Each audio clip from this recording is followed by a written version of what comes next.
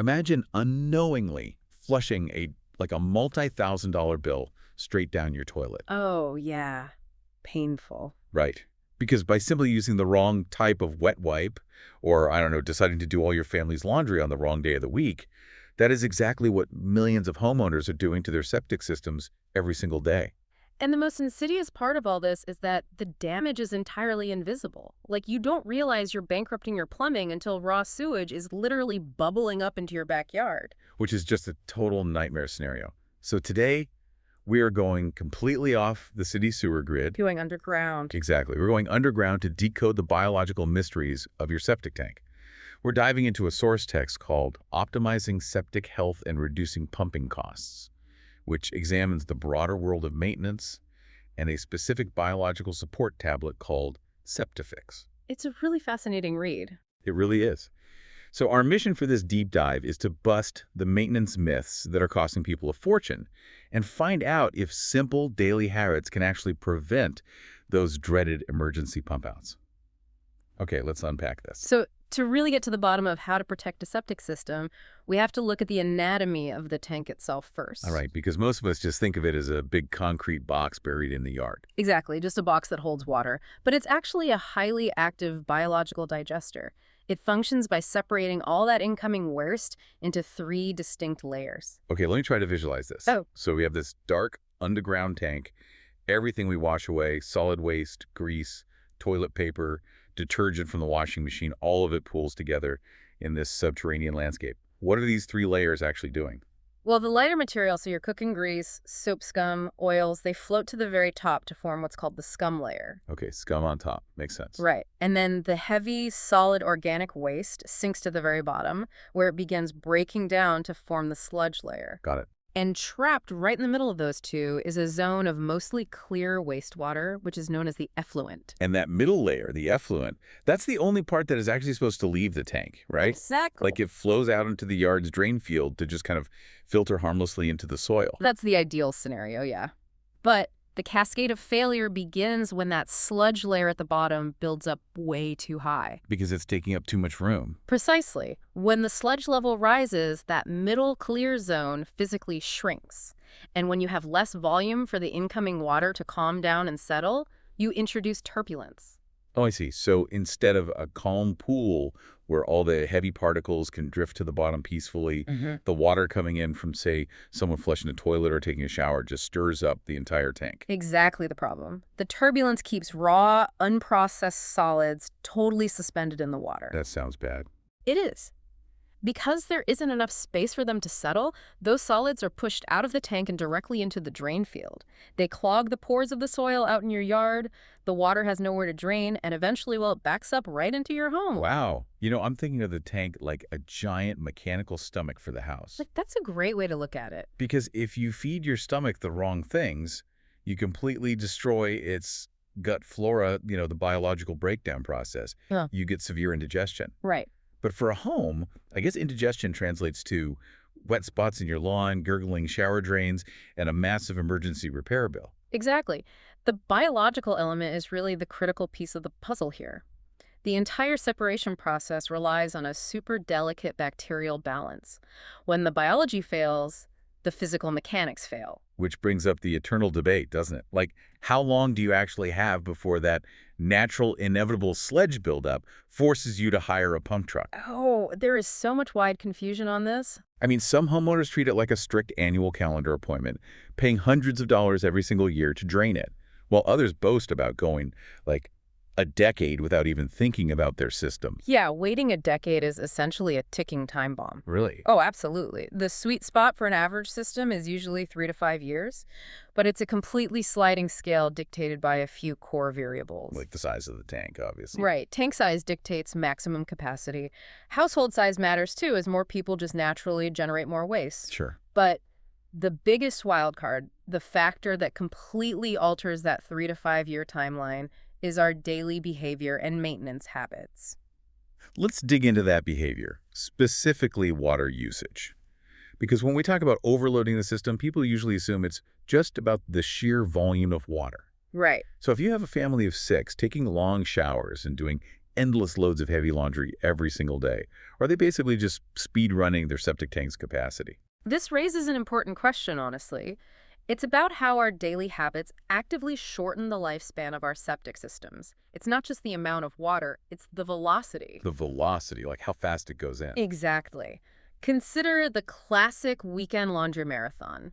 If you run 5 heavy loads of laundry back to back on a Saturday morning, you are dumping hundreds of gallons of water into the tank in a very short window. Oh, wow. It's a kinetic energy problem. Hmm.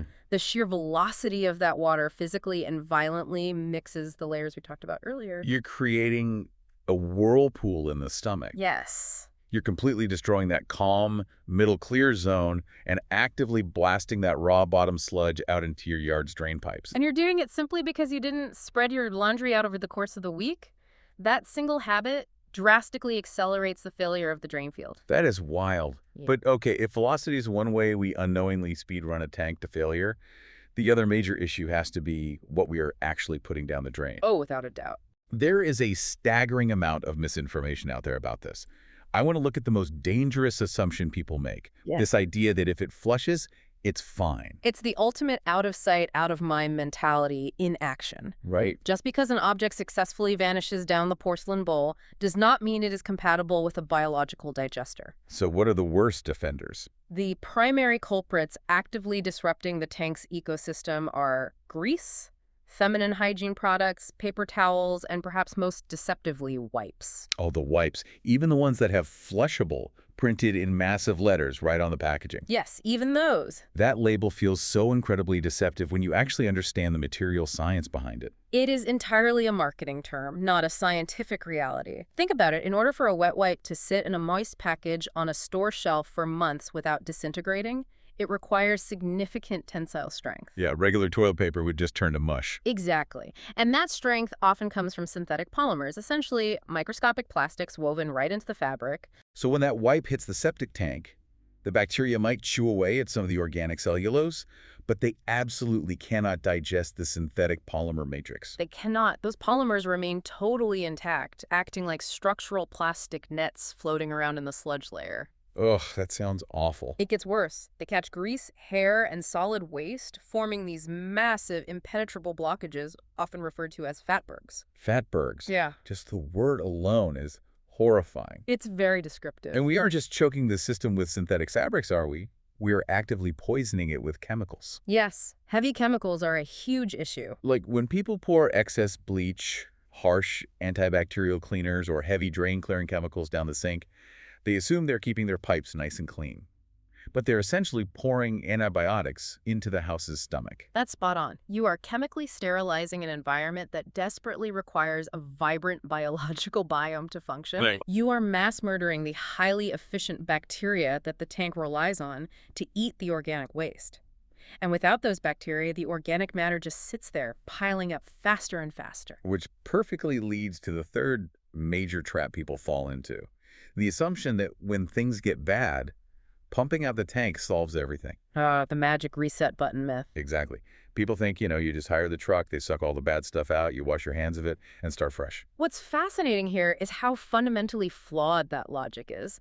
Pumping is a mechanical reset. It is not a biological one. Meaning what, exactly? Well, yes, it removes the accumulated sludge. But if the internal environment of your tank remains a sterilized, acidic wasteland because you continuously use heavy bleach and flush synthetic wipes, that sludge is going to rebuild incredibly aggressively. Because the waste-eating workforce is dead. Precisely. You've emptied the factory, but you haven't hired any new workers to process all the new material coming in the very next day. The symptoms are treated, but the underlying disease remains, and the next expensive emergency visit will happen far sooner than you expect. Here's where it gets really interesting. If pumping isn't a permanent biological cure, and the true goal is maintaining a thriving, waste-eating microbial workforce, we have to look at the additive treatments on the market. Right, the supplements. Yeah. Yeah. And historically, there's a lot of skepticism here. People assume these little boxes of powder or monthly tablets are just like snake oil designed to separate paranoid homeowners from their money. Are they all fake? Well, the skepticism is largely warranted, honestly, as the market has definitely seen its fair share of gimmicks. Right. However, dismissing all biological support as fake completely ignores the actual biochemistry at play. Treatments genuinely designed to support the beneficial bacteria aren't inventing some new magical process. They are reinforcing the natural biology that is already struggling to survive in a modern, chemical-heavy household. Okay, this brings us to the mechanics of SEPTIFIX, which the source text focuses on. It's a physical tablet flushed down the toilet once a month. But what is the actual chemistry happening when that tablet hits the dark, oxygen-deprived environment of the tank? So, the tablet acts as a delivery mechanism for three specific elements: oxygen, beneficial bacteria, and natural cleaning agents. Okay. And the oxygen is arguably the most critical component because it dictates the specific type of bacteria that can thrive down there. Let's break that down because I think most people don't realize there are actually two different warring factions of bacteria in a septic tank. You have anaerobic and aerobic bacteria. Yes.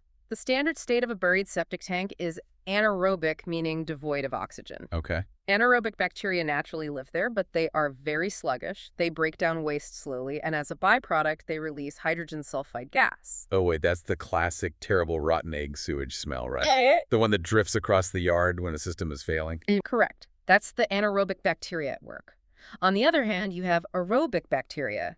These are the super eaters of the microbial world. Super eaters, I like that. They require oxygen to survive, but they digest solid organic waste vastly faster and more efficiently than their anaerobic cousins. And the best part, they don't produce those foul-smelling sulfur gases. So by dropping a tablet that physically releases oxygen into the wastewater, you are essentially providing an energy drink for the super eaters. Exactly. You alter the dissolved oxygen levels, waking up a highly aggressive workforce that would otherwise just suffocate. You're artificially creating a highly oxygenated microenvironment. And the tablet also deploys its own strains of these beneficial bacteria to replenish the populations that got decimated by your household chemicals. Plus the cleaning agents, right? Right. Furthermore, it releases cleaning agents that help neutralize the pH and break the lipid bonds in the grease. And it does this without destroying the bacterial cell walls the way a harsh bleach would. It's a much gentler approach. The chemistry of bioengineering the tank with super eaters makes total sense in theory.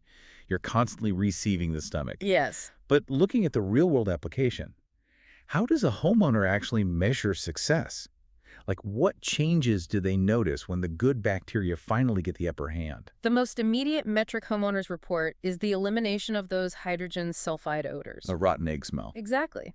When the highly efficient aerobic bacteria take over, the foul smells around the drain field, the yard, and even the interior bathrooms noticeably dissipate. Which is just a massive quality of life upgrade. I mean, you can actually host a summer barbecue without worrying about the wind shifting. Very true. The second tangible outcome is faster drainage. Really? Just from bacteria? Yeah. When a tank is overwhelmed and the sludge layer is high, the entire plumbing system becomes sluggish, sinks back up, toilets require multiple flushes. Right. By accelerating the biological breakdown, you reduce the physical density of the waste. You essentially clear the traffic jam at the destination, allowing the water from the house to flow freely again. Wait, hold on. I want to make sure I'm wrapping my head around this. Right. Because whenever a homeowner hears accelerated breakdown and delayed pumping, the mind immediately jumps to the ultimate fantasy. Oh, I know where you're going with this. Right. Like, if I have a continuous army of super eaters aggressively digesting the waste, does that mean I can just drop a tablet in the toilet every month and literally never call the pump truck again? Can this just replace pumping entirely? That is the most dangerous assumption a homeowner can make, and the reality check from the source text is a firm no. Biological support does not and cannot replace mechanical pumping forever. Okay, good to be clear on that for the listener. Yeah. No magic bullets. But why, if the bacteria are eating everything, what is actually left to pump? Because the bacteria only consume organic matter. Ah. Remember, your washing machine and sinks also drain into the septic tank. Think about the sheer volume of inorganic material entering the system over a 5-year period. Right, like dirt. Exactly. You have dirt and grit washed off vegetables in the kitchen sink. You have sand, minerals from hard water, and all those synthetic microfibers shedding from your clothes in the laundry. Bacteria do not eat dirt. They don't eat nylon. That makes perfect sense. So that inorganic material just sinks to the bottom and it's never going anywhere. It will slowly, inevitably build up over time. Precisely. The goal of using a monthly tablet like SEPTIFIX isn't to stop the accumulation of sludge entirely. It's to dramatically reduce the speed at which the organic portion of that sludge builds up. It slows down the clock. Exactly. It maximizes the efficiency of the clear, effluent layer we discussed earlier, preventing solids from flowing into your drain field. It lowers the likelihood of catastrophic emergencies. It extends the runway, absolutely, but you still have to land the plane and pump the tank eventually. If we connect this to the bigger picture, it's really about fundamentally shifting the mindset. Most of us operate on reactive crisis management, right? Oh, completely. We just ignore the subterranean landscape entirely until a disaster strikes. But to avoid those massive repair bills, we have to move toward proactive preventive maintenance. It requires adopting a daily playbook that protects that microenvironment, and it starts with auditing what goes down your drains. So, step 1, swap out the harsh antibacterial cleaners. Yes, limit the heavy bleach. Use septic-safe, biodegradable alternatives to protect your bacterial workforce. Put down the bleach, protect the gut flora. Got it. And we have to fix the kinetic energy problem with the laundry, too. Yes, that's crucial. Spread your laundry loads out. Do 1 load a day rather than creating a violent whirlpool of water on the weekends that pushes raw sludge right out into your yard. Makes a lot of sense. And you must rigorously enforce the rule on non-degradables. Disregard the marketing labels on wipes. If it is not standard, highly dissolvable toilet paper or human waste, it belongs in a trash bin, never the toilet. What about inspections? Routine visual inspections are key. Don't wait for a total failure. Keep an eye out for the early warning signs, like the slow flushing toilets we mentioned. Right. Or mysterious gurgling sounds from the pipes, or spongy wet grass out near the drain field. So if you see a lush green patch of grass in the middle of a dry lawn over your drain field, that's probably not a good thing. Those are the alarms. If you catch them early, a standard pump out might save the system. If you ignore them, you're looking at excavating and replacing an entire drain field, which can cost tens of thousands of dollars. So what does this all mean?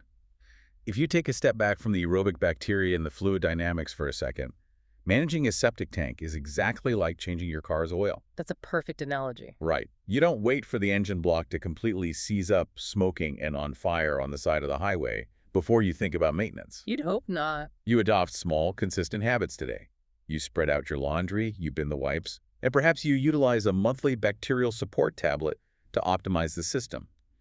You invest a little effort now to prevent a catastrophic financial hit down the road. Preventive care is always more cost-effective. It gives you control over a system that usually operates entirely out of sight. To sum it all up, if you are living off the city sewer grid, that pump truck is always going to be a reality of homeownership. But you have the power to dictate how often it has to come up your driveway. Good daily habits, combined with a robust, oxygen-rich biological environment, really can save you from a highly stressful, incredibly smelly emergency. And, you know, there is a broader implication to ponder here that wasn't deeply discussed, but is so important. What's that? Well, we've spent this entire deep dive hyper-focused on the microenvironment inside one single buried tank. Right, the homeowner's perspective. But let's zoom out to the macro level for a second. When a septic system fails to separate waste properly, it isn't just a financial burden for the homeowner. It sends raw, unprocessed biological waste directly into the soil. Yeah. If entire neighborhoods are unknowingly killing their tank's biology with harsh chemicals and overwhelming their drain fields with synthetic wipes, that saturated soil ultimately impacts the local groundwater. Because it's all connected underground. Exactly. So, utilizing better habits and reinforcing that biology isn't just about saving yourself a pumping fee, it's actively protecting the wider ecosystem and the water table right outside your door. Wow, that totally reframes our relationship with our own plumbing. Yeah. It really makes you rethink the chain reaction that happens every single time you pull that handle. Thank you so much for exploring this subterranean landscape with us today. To our listeners, keep questioning, keep learning, and we will catch you on the next deep dive.